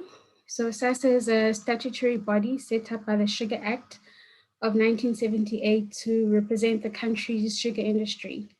So SASA is made up of miller and grower representatives, organizations, namely the SA Sugar Millers Association, the Cane Growers Association, and the SA Farmers Development Association. As you can see on the map here, the industry stretches out across two provinces of South Africa, which is Mpumalanga and KwaZulu-Natal. So just briefly, this is a summary of the industry's contribution to the South African economy. We have an annual sugar production, which is currently at 2.2 million tons, and we have around 355,000 hectares of area under cane. So some of you might know the South African sugar industry has been experiencing a general decline due to a number of factors, such as the introduction of the health promotion levy, a tax on sugar-containing beverages, which has resulted in the cumulative revenue loss that exceeds 3.6 billion rand to date. And also there's currently insufficient tariffs to protect the local industry against sugar imports. And there's been a decline in the local sugar producers' share in the SACU market due to increasing volumes of sugar being sold by producers from Eswatini. So in response to the industry's decline, and because of the industry's significant contribution to the rural economy, a sugarcane master plan was then developed and was signed off by all key stakeholders in November 2020. One of the aims of the master plan is to diversify the sugarcane value chain, which includes diversifying into fuel ethanol, biojet, and other cane-derived products. With regards to this process, there's currently a process underway to concretize different diversification solutions for the industry, and in due course, these will be made public as soon as they are finalized. But even before the signing of the master plan, the industry has continuously looked for ways to diversify the sugarcane crop. The industry has commissioned a number of studies which investigated the feasibility of various diversification options, which includes bioethanol. And diversification has actually shown that there's a high number of socioeconomic benefits for the surrounding communities through job creation, and by creating markets for new Black entrants through the local manufacturing of new products. But although the socioeconomic benefits are realized and these technologies are feasible, the diversification options that we've looked at still show that there's a large investment required for them to be financially viable for the industry. Diversification also requires an enabling policy environment and adequate financing for it to be feasible for the industry. The South African policy environment has not been conducive enough in the development of a biofuels industry, given the biofuels regulatory framework and feedstock protocol was only gazetted in 2020, which was mentioned earlier by our speaker from the department. And although sugarcane has been included as an approved feedstock in the feedstock protocol, which is a good thing, a great thing actually, there's still uncertainty around the subsidy mechanisms, which is an important factor in determining whether the industry is able to participate in the biofuels industry and at what level the industry is able to participate. There's also the mandatory blending regulations, which were also mentioned earlier, and these have not been enforced. So since they have not been enforced, it hasn't, I believe it hasn't created a drive for the biofuels industry. So should these be enforced, it could accelerate the development of a biofuels industry for the region. So here, these are some of the policy and investment support mechanisms that are required by the industry to make the production of biofuels more feasible, which includes a biofuel incentive, continued stakeholder engagement and policy development for blending of biofuels into the national fuel pool, government programs such as the presidential stimulus package, and some of the taxes could be used to ring fence revenue into a sugar to ethanol production program, which could be especially beneficial to support Black small growers.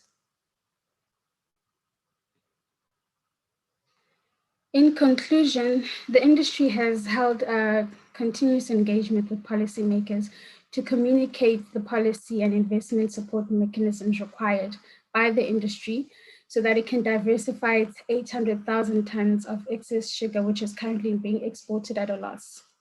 These engagements and the studies the industry has commissioned show the industry's commitment to wanting to diversify its sugarcane crop. The industry is also open to participating in the region's biofuel industry, provided the regulatory environment permits and an adequate biofuels incentive is available. So partnership with government, the private sector, and foreign investors has been identified as an important step to launching biofuels projects through innovative financing models. So we also believe that discussions with other countries who already have established biofuels industries is also important, as these countries can provide lessons which could assist us in kickstarting our own biofuels industry, especially discussions which include industry and policymakers like the one we're having today. So thank you, that's it for my presentation. Thank you very much for the invite. I hope I stuck to time. You were simply perfect, Sam. Thank you very much. I appreciate that.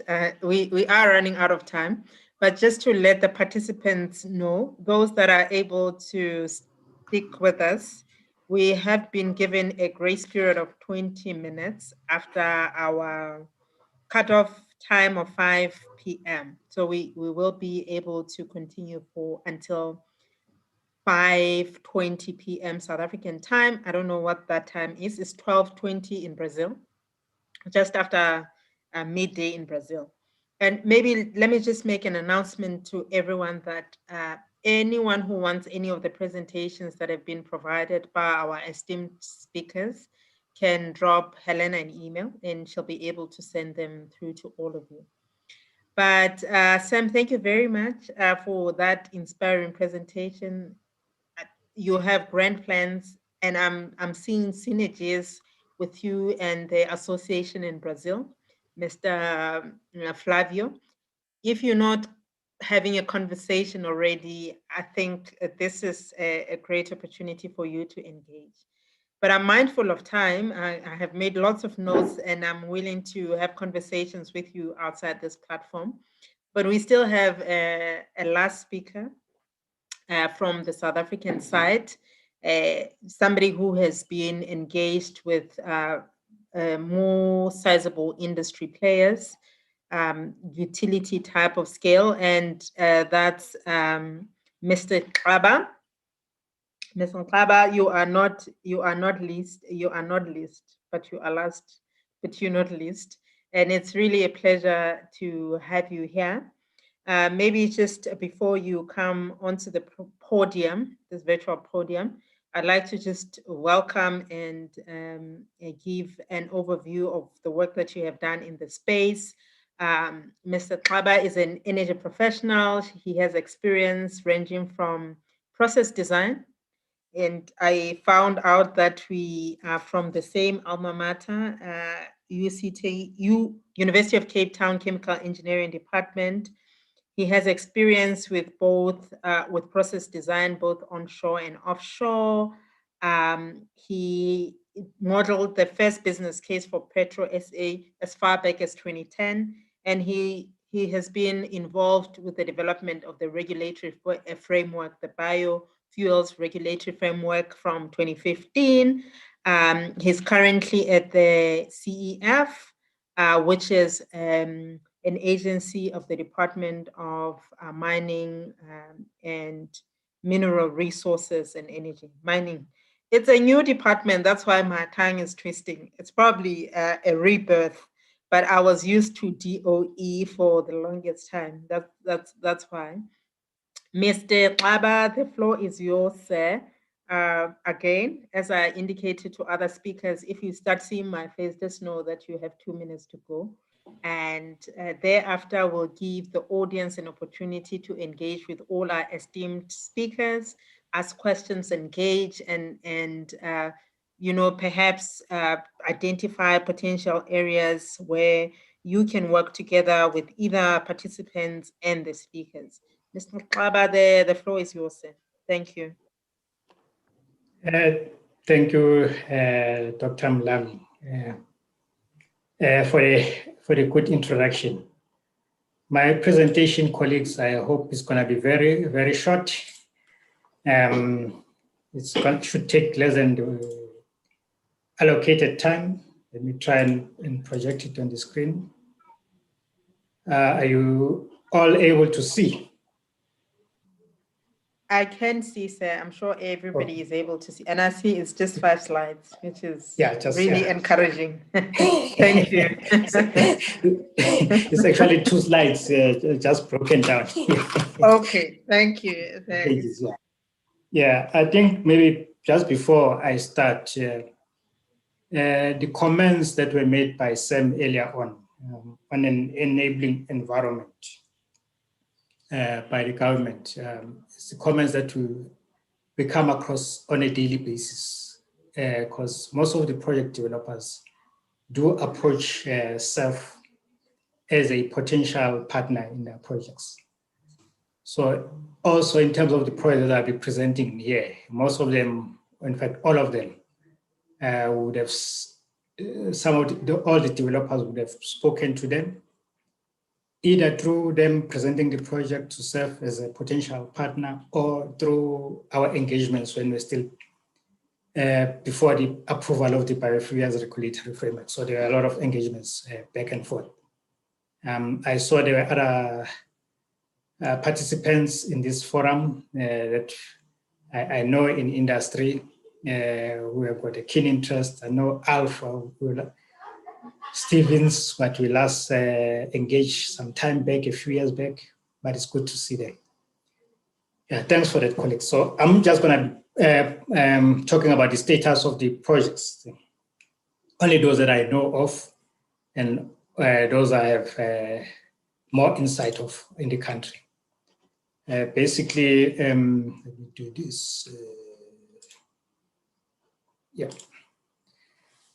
There are about 8 of them that I'm going to be speaking to, as I indicated earlier. Most of them are the ones that have already had engagements with SEF as potential partners. One project that we're going to talk about is Mabele, which is a bioethanol project in Free State, Botterville, and there's a project in Itala, which is in Harding in KZN, is a bioethanol project. And then we have a SASA project, which is where Sam comes from, in KZN. And we have the Arengo 316, which was developed by SEF and IDC jointly. And we have the Phyto Energy. I saw Jochen is part of this discussion, so it's good to know that the developer is part of us. And we have if you look at Phyto, amongst all these projects, that's the only biodiesel project that I actually have in this space. And then we have the SunChem project, which is a biojet project. And I must say, in most of the engagements that I've been talking about, I've been joining of late, they're actually saying the future of biofuels is actually in the biojet. So yeah, it's good to know that there are projects that are already, developers that have already identified that gap, that the future is actually in the biojet. And then we have a project by Lanele, which is one of the second generations bioethanol project based on forest waste. The first 6 projects were all first generation biofuels. And then we have a Soyana project, which is a 3rd generation bioethanol project, CO capture, which is based in Mpumalanga. There are projects that are already in the pipeline, a number of small players that we looked at, but I'm not going to talk about even the one that is by ECRDA, which is supposed to be replacing the Arengo 316 project. Yeah, thanks for that. Okay, maybe to start with the Mabele project, as I indicated earlier, is in Porterville. It's a first generation bioethanol project using sorghum as a feedstock. It's 160 million liters per annum of bioethanol that's going to be produced in there. The developer, they did the feasibility back in 2014, but due to uncertainty on the regulations, they stopped the work in there.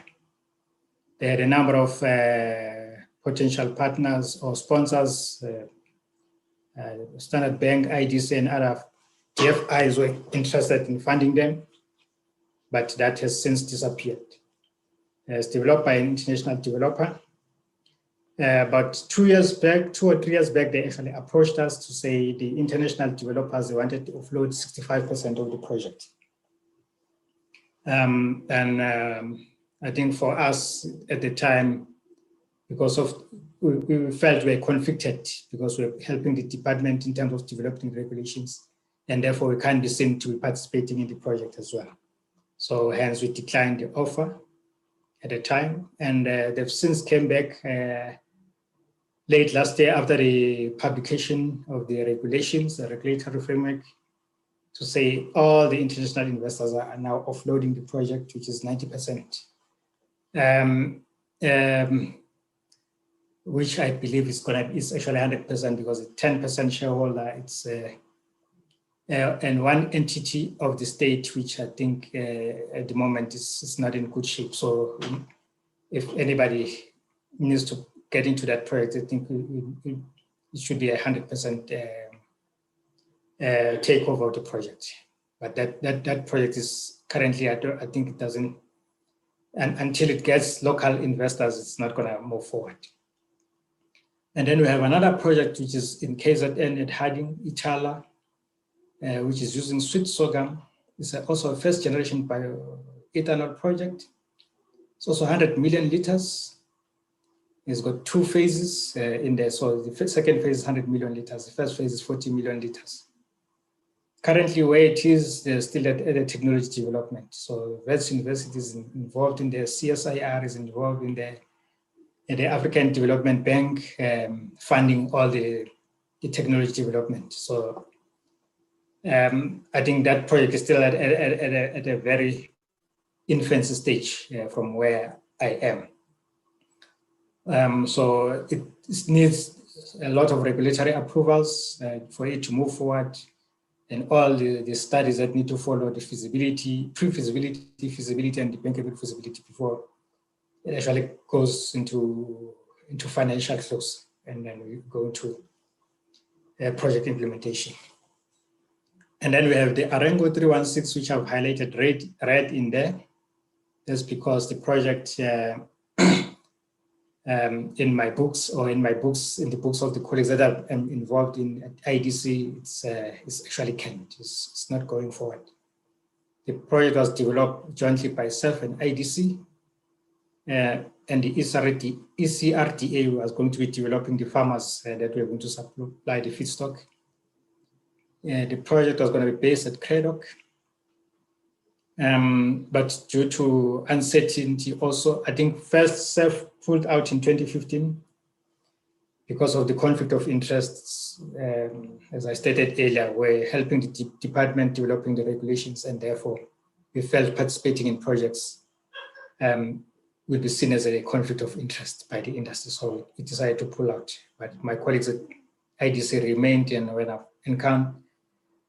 consulted with them, they said, no, the project has been cancelled. Hence, I think it's cancelled. It was 150 million liters per annum project.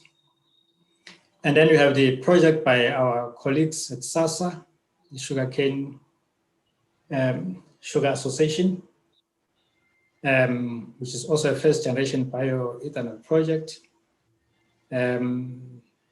Our colleagues are actually planning for 4 plants, which have in total will actually produce about 460 million liters per annum, which is equivalent to the 2% that the government is targeting of bioethanol.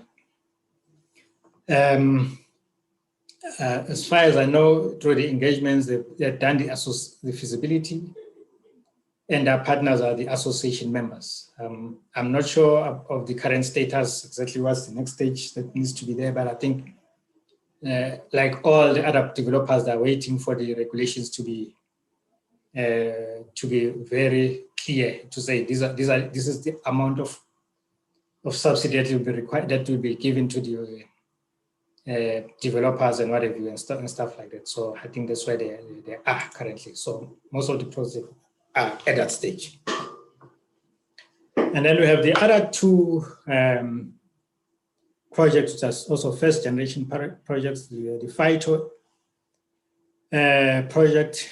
I must say that when we developed the regulations back in 2015, we were often understanding that, or often opinion that the biodiesel, there was going to be an overproduction.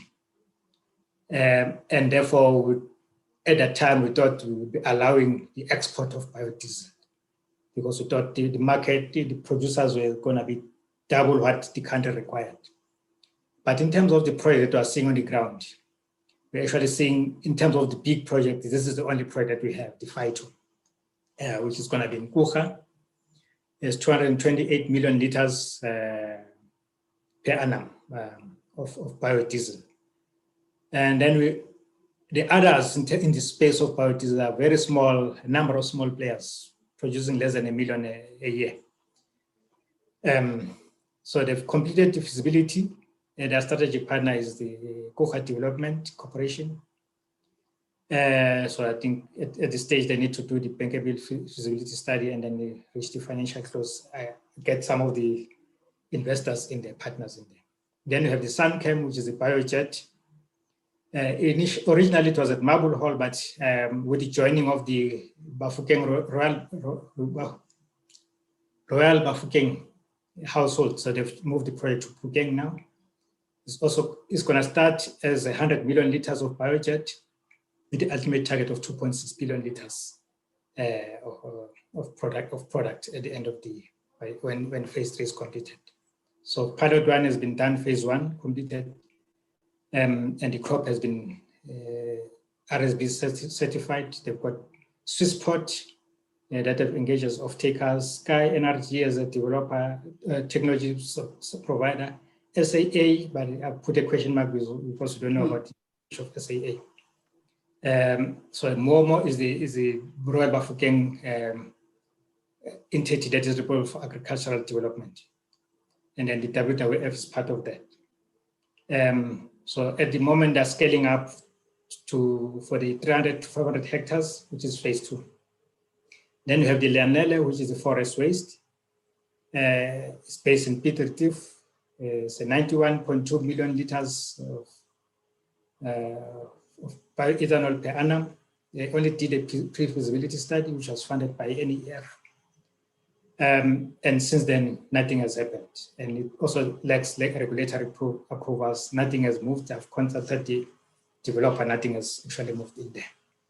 Then the last project is what we call Swayana project, which is in Mpumalanga, Emalahleni. This is the only third generation biofuel project in the country.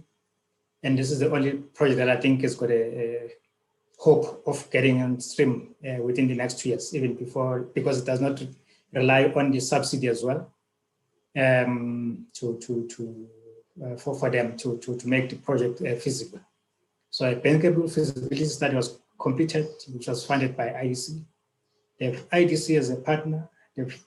Mitsui is interested in there. They've contacted SERF, and SERF is considering that, seeing that project is not going to conflict with our role in helping the DMRE in choosing the project, because it's not going to go through the competitive bidding process. It's a third generation bioethanol, and therefore it's not going to compete for the subsidy. So we think we can clearly participate in there.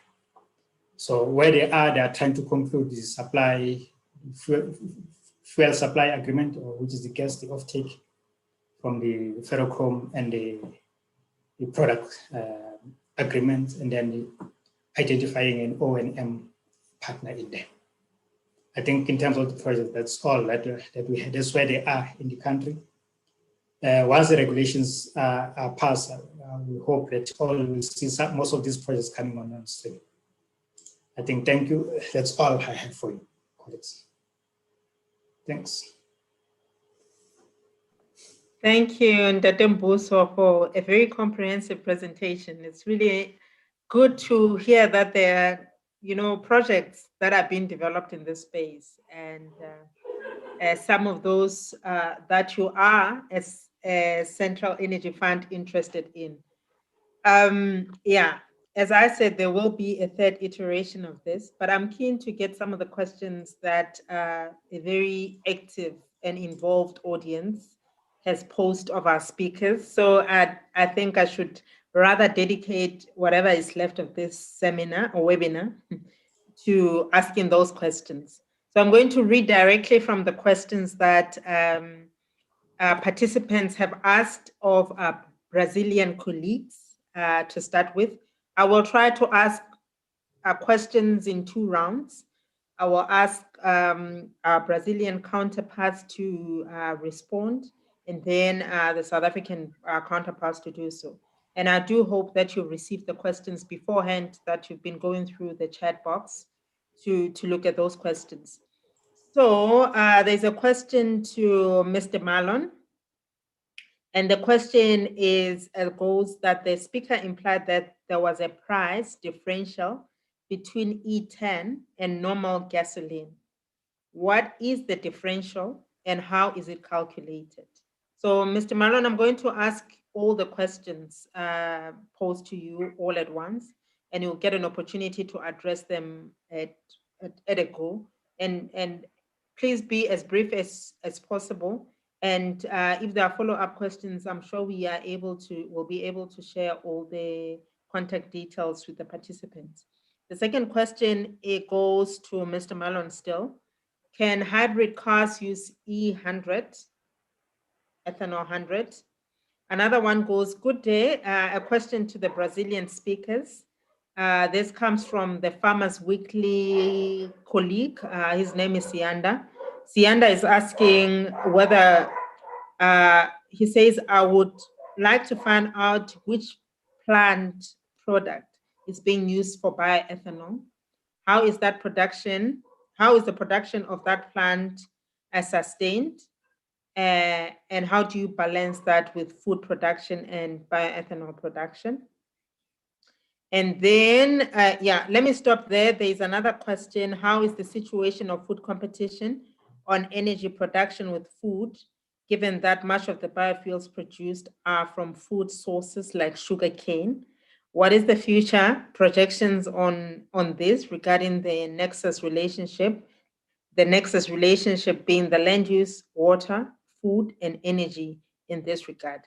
So let me stop here, and then I will take another set of questions for the rest of the participants. Thank you. So that question goes to Mr. Aris, Dr. D'Souza, Ms.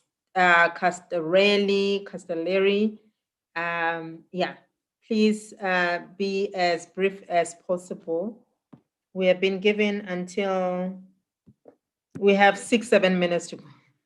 Thank you so much. And if possible, please respond to the questions on the chat box so that we can try to limit the time we need to respond to the questions. Any takers from our Brazilian colleagues? Well, I can take from the first 2 questions, Dr. Melamu. Thank you very much. Well, briefly, I will answer that maybe the question implies a differential between E10 and normal gasoline. I believe it's E27, maybe. And I was talking about a differentiation on taxes. So we have the federal taxes that goes on E100 and the taxes that goes to gasoline. So we have a tax differentiation. I need to calculate this on dollars to make you be aware. But anyway, we have a tax differentiation. Then it's lesser than it was in the past, but today we still have this differentiation. It's not a subsidy, only a tax differentiation. So the government fixed it. And the hybrid cars can use E100, just one vehicle, just one type of hybrid in Brazil can use E100. It's the Toyota Corolla. And the others, we have another 18 types of 18 models of hybrid cars that are imported to Brazil, and they can only run on E27, not E100. So that was my short answers for the first two questions. Thank you very much. Sure. Thank you very much for being brief and straight to the point. Those responses were most helpful. Anything from Mr. Flavio Castellari and Dr. D'Souza, brief responses to some of the questions that were posed, and then we'll pose the remainder of questions to the rest of the speakers. Okay, very briefly, just to add on what Marlon has just answered, besides the tax differentiation on the federal level, as I have explained in the chat, we also have a tax differentiation at the state level. So we also have a VAT, and each governor of state can define the level of VAT for different products. And we also have this tax differentiation that basically recognizes the positive externalities that the renewable fuels have, being, for instance, the environmental, economic, public health. So basically, this is the reason of this tax differentiation. There's a higher incidence of VAT level in the fossil fuels than in the renewables. Regarding the competition with food, it's very important to mention that what we've been seeing here in Brazil is an increasing of both the production of both sugar and ethanol, because as explained by Flavio, at the end of the day, when we produce both products, we generate a reduction of the market risk taken by the mills. So at the end of the day, they have more incentives to increase the production, increase the level of investments in this production. So what we saw was the increase of the production of both. And just remembering that in the Brazilian case, currently sugarcane represents 1% of total Brazilian land. So there has been no competition for land in terms of the use of ethanol. So basically, this is what I'd like to say, and I'll stop here. I don't know if Flavio would like to add something on that. Thank you very much, Dr. D'Souza. Mr. Flavio, would you like to? Yes, I just want to add a little bit really fast and really quickly. Besides what Mr. Eduardo say, we improve a lot our technology since the beginning. So we are doing much more with less area. So we using less water, we're using less steam, less everything in our operation. So it's much more like advance our technology right now. So the problem, this issue about land and food and water, we did our homework and we improved our technology, and today we do with more technology this kind of production. So it's not an issue for us, land and production. Thank you. Dr. Melamu, if you allow me, just a brief addition to what Mr. Flavio mentioned. We still have to consider that we will probably have in some years second generation ethanol, which will also increase the productivity in at least 50% of ethanol production using the same land. That's a useful input, Dr. D'Souza. We have 5 minutes to round off, colleagues, and I'm going to pose the last set of questions to all the speakers. The next question is to Vanya. Vanya mentioned that the DTIC and the National Treasury will be supporting manufacturers to bring the price of biofuels to BFP. What mode of support will this be in? And do you have timelines for that that will be available to manufacturers? So a very brief question, Vanya, you can begin to respond to it on the chat line if possible. The next question is South Africa in the path of incentivizing those in the biofuel space through carbon credit. This question is from Lawrence. And then a couple of questions to our Brazilian colleagues on whether they're considering ethanol as an aviation fuel. Very brief question. The last question to the Brazilian colleagues is that Brazil did not provide subsidies for years. Do Brazilian colleagues think that the sector would have developed as well without the subsidies? And lastly, what provisions have been made in the local strategy for registration of bioplants as bonded warehouses so that product leaving these plants are duty paid and not duty free? So those questions are all in the chat box. I hope you had an opportunity to look at them and respond to them. So Vanya, let's go quickly.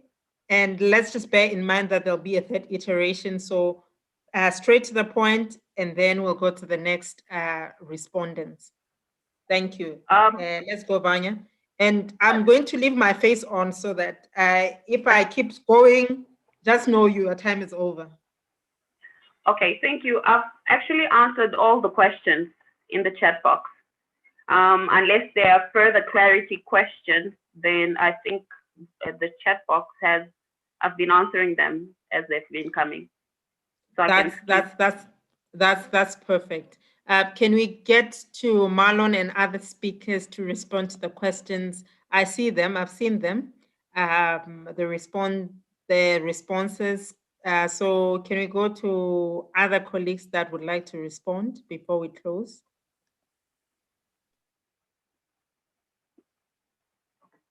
Marlon, there was a question on aviation. Did you respond to it on the chat box? I'm trying to juggle, so I may not have seen it. Oh, no, I didn't answer in the chat box. So, well, I can say a few words on this. May I? You're welcome to go ahead. Thank you. Okay, well, regarding aviation fuels, we have two kinds of fuel. We have jet fuels and we have the gasoline, the aviation gasoline. Both can attend the aviation sector, but on different engines. In Brazil, we have an aircraft designed by Embraer that runs on ethanol, on E100. And this is important to say that this is a very important tool, especially for agriculture farms and necessities on this sector. And regarding jet fuels, our intention is for this year to have something for jet fuel and biokerosene and biofuels for jet fuels, biojet fuel. And so we may have some news and regarding this subject in Brazil this year. Thank you very much to all our esteemed speakers. We have come to the end of our webinar. Thank you very much for your patience, and I'm so thrilled that so many of you stayed until the end of it. Let me take this opportunity to appreciate the support from the ambassador, Dr. Dennis, and his leadership, Ms. Jornada, for organizing this at a very short period of time. To all our speakers for making time and really preparing such a well thought out presentation for this session. and being on point in addressing the questions. Your presentations will be shared with the rest of the participants. And to all the participants, thank you very much for your participation and for all your thought-provoking questions. It really has been a pleasure for the Innovation Hub that I represent to be able to moderate this session. And I think we have really taken out a whole lot of takeaway lessons. We need to collaborate a lot more. The industry associations, both from the Brazilian side and South African side, there is a huge scope for collaboration. There's a lot that we can learn from the policy. So I know there will be a lot of background work that happens with the support of Helena to link up the various actors, both from speakers and participants side together. And really, let's get this conversation going. The ultimate goal is to build this industry to the potential that it has in both countries. We're thrilled that Brazil is well advanced, but there is so much more potential in the South African context that our collective effort can contribute towards. And let's put our energies in this next years and in the coming years with the ultimate goals of making sure that we take people in both countries out of extreme levels of poverty. We make sure that those that are marginalized get opportunities and participate in these industries, and that we curtail the extreme levels of poverty. And if we do that, and if we put our energies and our efforts, we can really contribute to the plans that we have as BRICS partners, but also contribute to all the UN SDG goals. We're working towards a number of them for some of us in the energy space, SDG 7 for sure, but SDG 11, SDG 13, SDG 6, all our efforts are working towards those nexuses. So it's really been an honor and a pleasure for me to moderate this session. And it's a privilege to see this sector coming to the stage that it is. And let's keep engaging and make sure that in a year's time, we're having different conversations. And the conversations are around, how do we close the deals as opposed to can we collaborate or not? So with that, ladies and gentlemen, I'd like to really thank all of you for your participation. Thanks to the Brazilian Embassy, Helena and the team, well done. And we know that you will organize another seminar in a short period of time because you're that much efficient, and we'll carry on with the conversation. Thank you very much. And I think that's it from me. Helena and the Embassy, is there anything else that you'd like to add, or our colleagues from Brazil? Thank you so much, Dr. Melamo, for your brilliant work in moderating. I have already put in the chat box that if you have any doubts and requests for the presentation, please send me an email. And if you have any questions to the presenters, I can also send to them specifically, or they can also answer by email as well. Thanks. Thank you so much, Helena. That's it, everyone. We'll see you at our next iteration of this webinars. I keep saying webinars, right? Seminars. And to our Brazilian colleagues, enjoy the rest of your day. We are almost going to sleep. Bye, everyone. Thank you very much. Cheers. Thank you very much. Bye-bye. Bye. Thank you. Bye-bye. Thank you so much. Bye. Thank you.